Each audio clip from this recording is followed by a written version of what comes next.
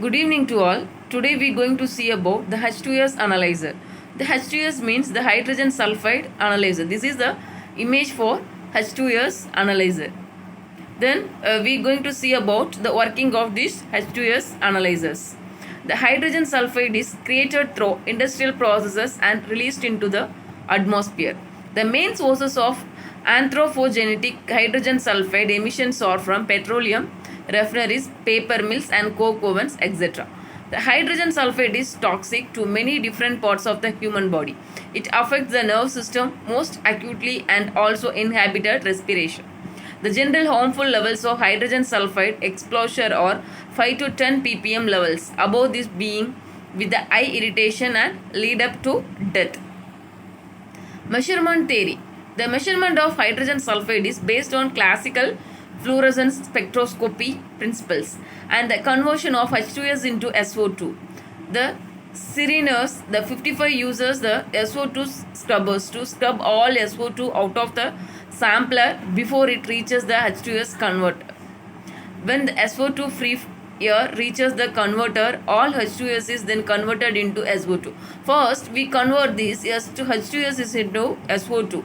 The sulfur dioxide exhibits a strong ultraviolet absorption spectrum between 200 and 250 nanometer. When SO2 absorbs UV from this emission of photons occurs 300 to 400 nanometers. The amount of fluorescence emitted is directly proportional to the H2S concentration. This is the measurement theory for H2S measurement. We see that this is the simple pneumatic diagram for H2S analyzer. We see that here this is a sample and the calibration. This is the unit for sample calibration and the background. And here we see that this is the hydrocarbon kicker. This is the fluorescent cell. This is the simple pneumatic diagram for this H2S analyzer. Next, this is the working of this H2S analyzer. The sample air is passed through the hydrocarbon kicker, which removes the hydrocarbons in high concentration in sample air to the low hydrocarbon concentration exhaust air. A zinc discharge lamp and UV bandpass filters are used to produce radiation at 214 nanometer. The radiation is focused into the fluorescent cell where it is interact with SO2 molecules and emits photons uniformly in all directions. A portion of the fluorescence is collected and filtered. The wavelength at 310 to 350 nanometer pass through the filter where they reach the photomultiplier and record a signal. A reference detector monitors the emission from the zinc lamp and it is used to correct the fluctuation in a lamp intensity. The exhaust air is scrubbed with a charcoal scrubber to eliminate hydrocarbons and SO2. This air is then ideal for use in a hydrocarbon kicker to remove the hydrocarbons from the sample air. Here we using one hydrocarbon kicker. This used to remove the hydrocarbons in the samples.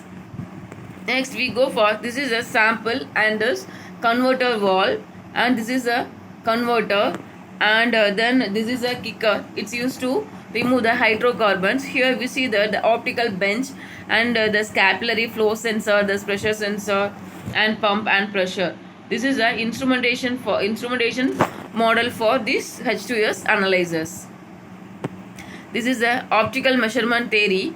The light is passed to this fluorescence. We see that the UV lamp is producing the ultraviolet radiation, and this light radiation of wavelength 214 nanometer is given to the fluorescent cell, and that fluorescent light is given to the reference detector, and the detector is used to find the any light waves converted into electrical signals, and the fluorescent cell output is given to this photomultiplier tube that wavelength of 350 to 310 to 350 nanometer.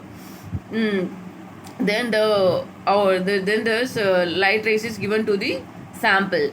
This is a optical measurement theory for this H2S analyzers. The instrument description.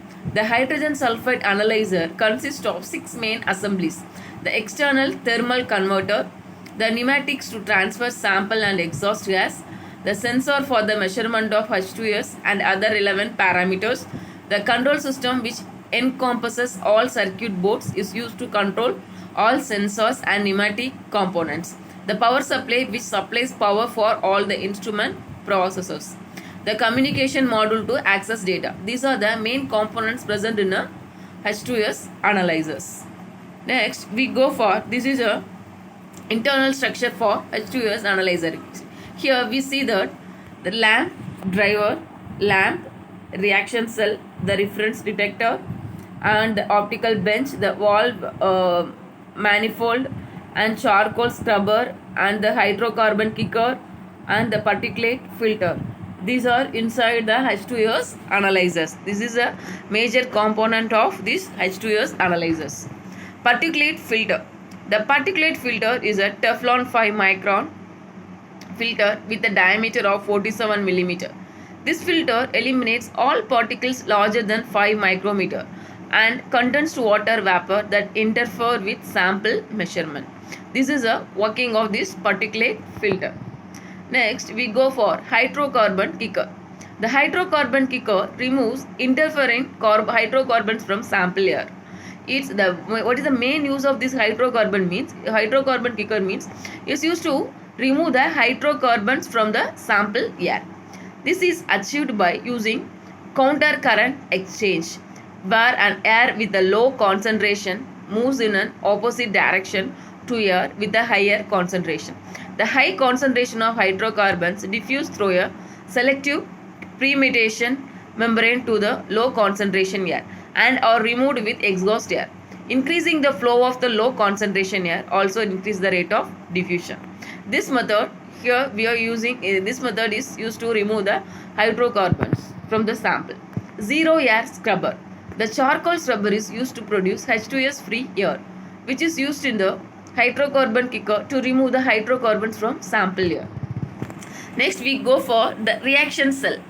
Reaction cell is containing the UV lamp. The UV lamp is a discharged zinc UV lamp which emits the UV radiation over a broad range. UV bandpass filter. The bandpass filter only allow UV at the 214 nanometer throw into the cell. The UV bandpass filter only allow the wavelength of UV radiation in 214 nanometer. The photomultiplier tube. The PMT detects the amount of light reaching its sensors. The filtering of light reaching the PMT allows the direct measurement of H2S in a cell. Next, the optical bandpass filter. The optical bandpass filter is colored glasses that only allows the light of specific wavelength through 310 to 350 nanometer. UV grade lenses. The two UV grade silica lenses are used in the optical path. The first to focus UV radiation inside the measurement cell, and the second the focus the fluorescent light onto the PMT cathode from the H2S reactants. UV reference detector. The UV reference detectors monitors the intensity of UV radiation entering the measurement cell. This measurement is used to compensate for variation in UV lamp output. The main controller PCB. The main controller PCB controls all the processes within the instrument.